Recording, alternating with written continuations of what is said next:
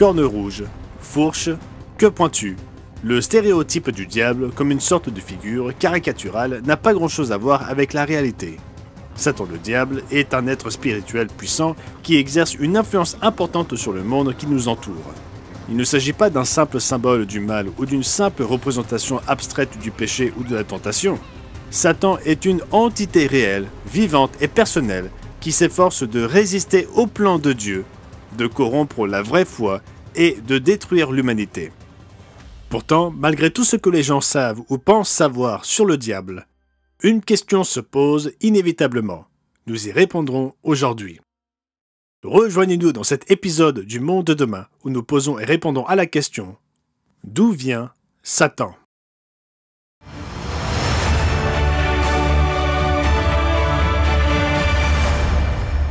Bienvenue au Monde de demain, où nous vous aidons à comprendre votre monde à travers les pages de la Bible. Aujourd'hui, nous allons répondre à la question de savoir d'où vient Satan, le diable. Et nous ne ferons pas de suppositions ou d'hypothèses. Nous plongerons directement dans la parole de Dieu pour lire sa réponse, qui, en réalité, est la seule réponse qui compte. Avant de répondre à notre question d'aujourd'hui, nous devrions peut-être aborder une question plus large. Satan, le diable, est-il réel? De plus en plus, les gens disent non. En juillet 2023, The Hill a fait état d'un sondage Gallup demandant aux Américains s'ils croyaient en certaines idées ou en certains personnages ancrés dans la religion tels que Dieu et les anges. Les résultats ont montré que la croyance en l'existence de ces êtres a diminué aux États-Unis de manière relativement constante depuis plus de 20 ans, atteignant son niveau le plus bas dans toutes les catégories en 2023. La croyance dans le diable est la plus faible de toutes les catégories, avec seulement 58%. Plus de 4 Américains sur 10 pensent que Satan le diable n'est pas réel. Et je vous garantis que le diable préfère qu'il en soit ainsi. Ainsi, il lui est bien plus facile d'influencer la société dans tous les domaines. Divertissement, éducation, politique, gouvernementale, science, religion et autres, si nous pensons qu'il n'existe pas de prime abord. Alors comment savoir si le diable existe-t-il? En se tournant vers la parole de Dieu. Car si quelqu'un sait si Satan est réel ou non, c'est bien le Dieu de la Bible, le créateur du ciel et de la terre. En effet, si le diable est un être créé, et il est, comme nous le verrons dans quelques instants, c'est Dieu qui le créa, ou du moins l'être qui est devenu le diable. Reportez-vous aux Écritures qui représentent la pensée en blanc et noir de Dieu, et voyons ce qu'il a inspiré dans ces pages pour nous enseigner au sujet du très réel Satan, le diable. Comme nous vous le répétons régulièrement ici au Monde de demain, ne vous contentez pas de nous croire, croyez la Bible. Et la Bible est remplie d'avertissements sur le diable, des avertissements que franchement peu de gens croient, y compris, croyez-le ou non, la plupart de ceux qui se considèrent comme des chrétiens. Lisons quelques-uns de ces avertissements. Dans le livre de l'Apocalypse, au chapitre 12 et au verset 9, l'apôtre Jean parle d'une guerre à venir dans le ciel et décrit Satan d'une manière qu'il nous faut comprendre. Et il fut précipité, le grand dragon, le serpent ancien, appelé le diable et Satan, celui qui séduit toute la terre, et ses anges furent précipités avec lui. Cela nous apprend plusieurs choses. Par exemple, il y a des anges déchus qui choisirent de suivre Satan. Nous en parlerons plus tard dans notre émission. Mais nous apprenons aussi que Satan le diable a séduit le monde entier. Mes amis, croyez-vous ce que dit la Bible ou non? Si oui, alors vous devez accepter que lorsque Dieu dit dans sa parole que le diable a séduit le monde entier, c'est bien cela qu'il entend. Le monde entier comprend la plupart des gens qui nous entourent, y compris nous, à un moment donné de notre vie. Il est facile de conclure « Non, ça ne peut pas être moi, je crois en Jésus, je suis chrétien ». Cela pourrait convenir si le diable se présentait toujours sous une forme démoniaque, mais ce n'est pas le cas. Franchement, Satan imite Jésus-Christ pour convaincre ceux qui sont séduits qu'ils marchent sur les traces de Jésus. Voyez les paroles de l'apôtre Paul dans 2 Corinthiens chapitre 11, où il explique comment le diable, et non Jésus-Christ, se cache derrière de nombreux ministères dits chrétiens. Il le dit clairement. Ces hommes-là sont de faux apôtres, des ouvriers trompeurs, déguisés en apôtres de Christ. Et cela n'est pas étonnant, puisque Satan lui-même se déguise en ange de lumière. Pas affublé d'une cape rouge, d'une moustache de méchant et d'une fourche, il se déguise plutôt en ange de lumière. Il est le père du mensonge et de la séduction. Lisez la description qui en est faite dans Jean chapitre 8 et verset 44, où Jésus s'adresse aux chefs religieux de son époque et les réprimande. Vous avez pour père le diable et vous voulez accomplir les désirs de votre père. Il a été meurtrier dès le commencement et il ne se tient pas dans la vérité parce qu'il n'y a pas de vérité en lui. Lorsqu'il profère le mensonge, il parle de son propre fond car il est menteur et le père du mensonge. Le diable a vraiment séduit le monde entier. Dans 2 Corinthiens 4, verset 4, l'apôtre Paul l'appelle le Dieu de ce siècle. Et à 3 reprises dans le livre de Jean, Jésus-Christ lui-même appelle Satan le prince de ce monde. Cela vous choque-t-il? Luc 4, verset 6 l'explicite. Au cours de la tentation de Jésus, le diable offre au Christ tous les royaumes du monde, car ils lui appartiennent si, et seulement si Jésus veut bien l'adorer. Pourtant, Jésus ne transige jamais avec le diable sur ce point, ni ne lui dit « Satan, tu n'as pas l'autorité de le faire », bien au contraire. Comment Satan en est-il parvenu à détenir une telle autorité dans le monde? Pourquoi Dieu le permettrait-il? La première interrogation que nous devrions aborder avant de répondre à la question d'où vient Satan est de savoir si Satan fut créé ou non. Certaines philosophies ou religions, comme le zoroastrisme, affirment que le bien et le mal coexistent éternellement et que Dieu et le diable doivent en quelque sorte coexister pour toujours en tant que représentants de ces deux forces. La Bible, en revanche, révèle que cela n'a aucun sens. Dieu est le Créateur et tout ce qui existe, tant dans le domaine spirituel que physique, est venu à l'existence parce qu'il fut créé par Dieu, par les deux personnages que nous appelons aujourd'hui Dieu le Père et Jésus-Christ. En fait, Éphésiens 3, verset 9 nous dit que Dieu le Père créa toutes choses par Jésus-Christ. Dieu créa également les anges. Dans le psaume 104, dans lequel le roi David loue Dieu pour les nombreux aspects magnifiques de sa création, le poète guerrier écrit au verset 4 « Dieu fait ses anges des esprits et ses serviteurs des flammes de feu ». En fait, la Bible parle de la création d'un ange en particulier dans Ézéchiel et au chapitre 28. Dans ce chapitre, Dieu inspira le prophète Ézéchiel à prononcer une prophétie contre celui sur le trône de Tyr. Mais comme les versets l'indiquent clairement, l'accent est en fin de compte mis non plus sur l'être humain qui dirige la nation, le prince de Tyr, mais sur la puissance spirituelle derrière le trône, l'être angélique qui était le véritable roi de Tyr. Lisons en commençant par le verset 12. « Fils de l'homme, prononce une complainte sur le roi de Tyr. Tu lui diras, ainsi parle le Seigneur l'Éternel. Tu mettais le sceau à la perfection. Tu étais plein de sagesse, parfait en beauté. Tu étais en Éden, le jardin de Dieu. Tu étais couvert de toute espèce de pierres précieuses, de sardoine, de topaze, de diamant, de chrysolite, d'onyx, de jaspe, de saphir, d'escarboucle, d'émeraude et d'or. Tes tambourins et tes flûtes étaient à ton service, préparés pour le jour où tu fus créé. Tu étais un chérubin protecteur, aux ailes déployées. Je t'avais placé et tu étais sur la sainte montagne de Dieu.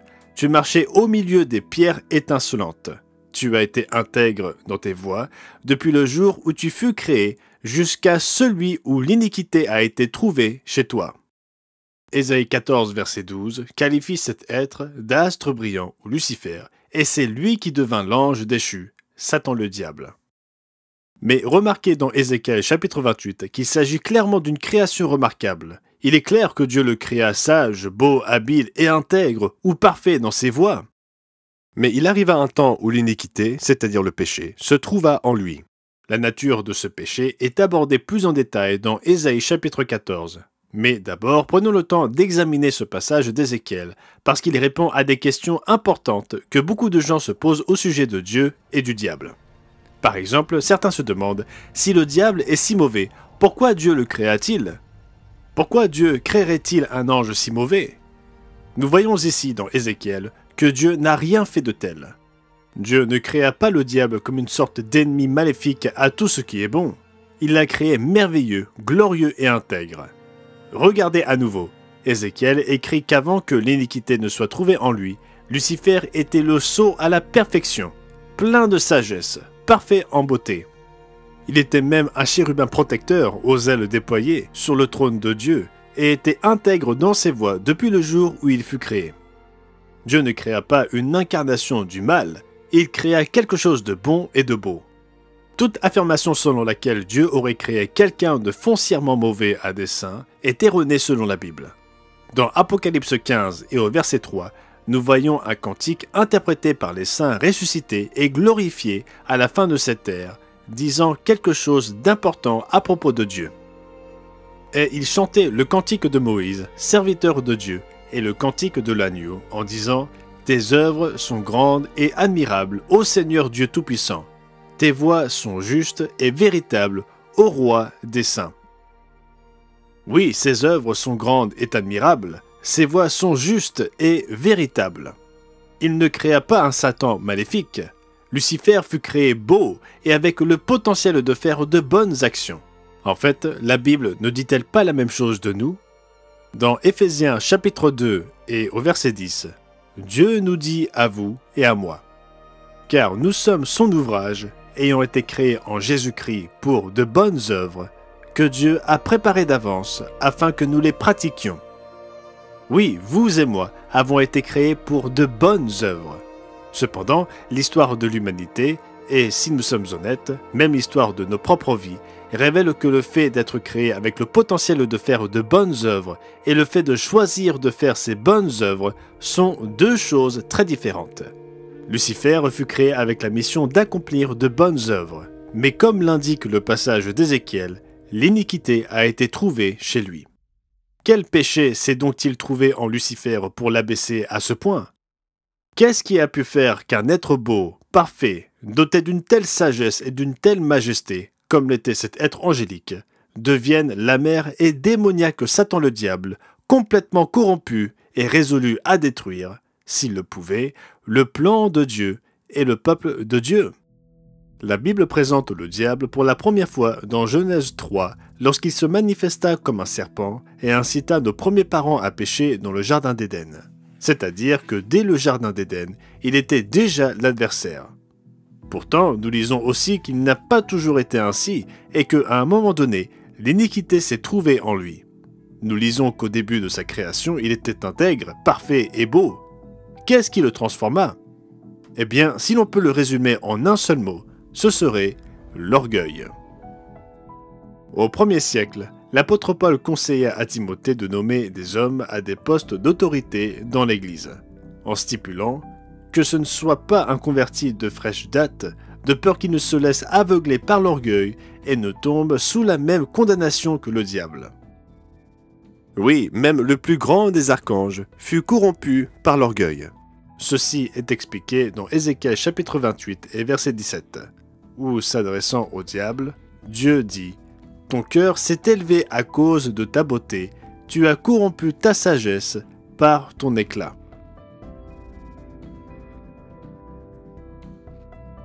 Le DVD gratuit d'aujourd'hui, L'occultisme et le monde des esprits, donne beaucoup plus de détails sur les anges et les démons, mais pour l'instant, je souligne simplement que Dieu créa les anges comme des entités ayant le libre arbitre. Comme les êtres humains, ils peuvent choisir le bien ou le mal pour eux-mêmes. En fait, les Écritures parlent d'anges qui défièrent Dieu et abandonnèrent la mission qui leur avait été confiée. C'est ce que l'on peut lire dans Jude 1 et au verset 6.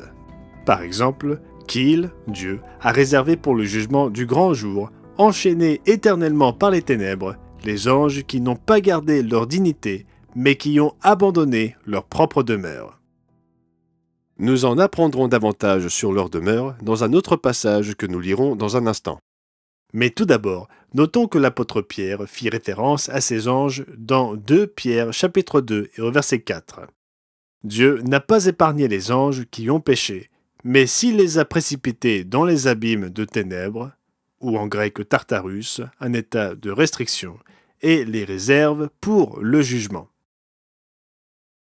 Dans le cas de Lucifer, son orgueil le conduisit à être insatisfait du poste qui lui était assigné et organisa une rébellion contre Dieu lui-même et le royaume des cieux. Cette rébellion est relatée dans Ésaïe chapitre 14, à partir du verset 12. « Te voilà tombé du ciel, astre brillant, fils de l'aurore. Tu es abattu à terre, toi le vainqueur des nations. Tu disais en ton cœur, je monterai au ciel, j'élèverai mon trône au-dessus des étoiles de Dieu, je m'assiérai sur la montagne de l'assemblée, à l'extrémité du septentrion, je monterai sur le sommet des nues, je serai semblable au Très-Haut. Mais tu as été précipité dans le séjour des morts, dans les profondeurs de la fosse. » Remarquez aussi un aperçu de la demeure des anges à laquelle Jude fait référence. Lorsque Lucifer décida d'attaquer le trône de Dieu, où se trouvait-il à ce moment-là? Lisez attentivement le verset 13. « Tu disais en ton cœur, je monterai au ciel. » Et au verset 14, « Je monterai sur le sommet des nues. » Or, si vous montez au-dessus des nuages, c'est pour abandonner votre responsabilité qui se trouve en dessous de vous, ici-bas. Avant la création des êtres humains, ce monde appartenait à Lucifer et aux anges qui étaient sous sa responsabilité. C'est pourquoi il dit à Jésus-Christ dans Luc 4 et au verset 6 que les royaumes de la terre et leur gloire lui avaient été confiés. C'était le domaine de responsabilité qui lui fut attribué et c'est le diable que Jésus remplacera à son retour. La rébellion de Lucifer dévasta la terre, la laissant comme cela est relaté dans Genèse 1 et au verset 2, informe et vide. Lucifer n'était plus l'astre de lumière, mais Satan, l'adversaire. C'est ainsi que Lucifer se transforma en Satan. Nous avons examiné les origines de Satan et lu les passages des Écritures relatifs à sa rébellion contre Dieu. Une rébellion dont Apocalypse 12, versets 3 et 4 suggère qu'elle entraîna un tiers de tous les anges. Aujourd'hui, lui et les anges déchus qu'il corrompit sont ceux que nous appelons les démons et les mauvais esprits. Nous avons également noté que la terre lui fut confiée comme étant une sphère relevant de sa responsabilité. Cela explique pourquoi Jésus n'était pas en désaccord avec lui lorsque le diable lui dit que la puissance et la gloire de tous les royaumes de ce monde lui furent donnés, pourquoi Jésus l'appelle à 3 reprises dans le livre de Jean le prince de ce monde, et pourquoi Paul l'appelle le Dieu de ce siècle, comme nous l'avons noté plus tôt dans l'émission. Cela signifie-t-il que Dieu a abandonné la terre au diable pour toujours? Pas du tout. En fait, dans 1 Jean 3 et au verset 8, l'apôtre Paul écrit un objectif très important du premier avènement de Jésus. Le Fils de Dieu apparut afin de détruire les œuvres du diable. En agissant dans le cœur des chrétiens convertis, engendrés par l'Esprit, et en vivant encore sa vie d'obéissance aux lois de Dieu en eux et à travers eux, Jésus continue à détruire les œuvres du diable.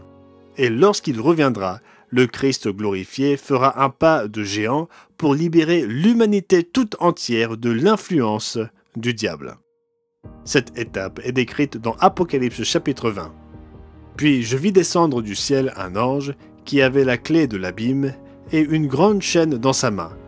Il saisit le dragon, le serpent ancien, qui est le diable et Satan, et il le lia pour 1000 ans. Il le jeta dans l'abîme, ferma et scella l'entrée au-dessus de lui, afin qu'il ne séduise plus les nations, jusqu'à ce que les 1000 ans soient accomplis. Après cela, il faut qu'il soit délié pour un peu de temps. Pendant ces 1000 ans, le monde sera transformé en paradis. Comme le décrit Ésaïe, pendant cette période merveilleuse, il ne se fera ni tort ni dommage sur toute ma montagne sainte, car la terre sera remplie de la connaissance de l'Éternel, comme le fond de la mer par les eaux qui les couvrent. Même si, comme le dit Apocalypse 20, il doit être libéré pour une courte période à la fin du millénium, son sort ultime sera l'étang de feu, où il ne pourra plus jamais influencer quiconque. Dieu résoudra définitivement le problème de Satan le diable. Mais nous n'avons pas à attendre 1000 ans. Nous n'avons même pas besoin d'attendre un jour. Nous pouvons commencer dans nos propres vies d'ores et déjà à laisser Jésus-Christ vivre en nous, lui qui détruit les œuvres du diable, en acceptant de rechercher les lois et les voies de Dieu en toutes choses, en obéissant à ses commandements et en demandant à Dieu le Père et à Jésus-Christ l'aide dont nous avons besoin pour le ressembler davantage. En leur demandant la force d'ouvrir les yeux sur des vérités inconfortables, sur nous-mêmes, nos croyances et nos pratiques et notre foi, plutôt que d'accepter des mensonges. Pour ceux qui cherchent l'aide de Dieu de tout leur cœur, en se détournant de leurs péchés et de leur désobéissance aux lois de Dieu, et en se tournant vers l'obéissance, la soumission à la volonté et à l'autorité de Dieu et de Jésus-Christ sur leur vie, soyez assurés que les oreilles de Dieu sont ouvertes à de telles prières. J'espère que vous avez apprécié cette vidéo. Si vous voulez en savoir plus, n'oubliez pas de nous demander le DVD gratuit « L'occultisme et le monde des esprits » en allant sur notre site internet mondemain.org ou en cliquant simplement sur le lien dans la description. Et n'oubliez pas d'aimer, de vous abonner et d'appuyer sur la cloche pour ne rater aucune vidéo. Merci d'avoir regardé et à la prochaine fois.